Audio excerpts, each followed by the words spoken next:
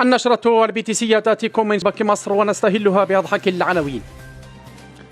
انتهت الحصة التدريبية للمنتخب المغربي والتي أجراها بمومياء الفراعنة ب6 أهداف دون مقابل في مباراة ظلت الدفاعات المصرية تبيت في مكانها كالأهرامات لكن ليس بنفس الصلابة.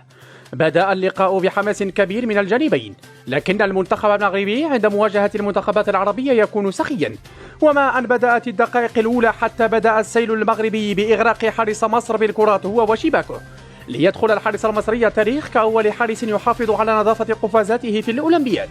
وتمكنت عناصر الأمن خارج الملعب من الإمساك برجل مقنع حاول اقتحام الملعب عندما كانت النتيجة 6-0، ليتضح فيما بعد أنه كوتينيو. اللاعبين المغاربة اليوم كل هدف سجل لو استمرت المباراة ل5 دقائق أخرى سيكونوا قد صلوا صلاة التراويح.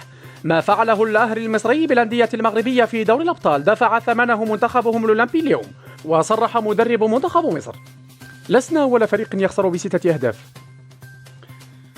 من شاهد المباراة سيعلم جيدا أن المنتخب المصري حاول كثيرا، والخطأ الوحيد الذي ارتكبوه هو عودتهم للمباراة في الشوط الثاني، فقد كان عليهم الهروب من الملعب بعد نهاية الشوط الأول مباشرة.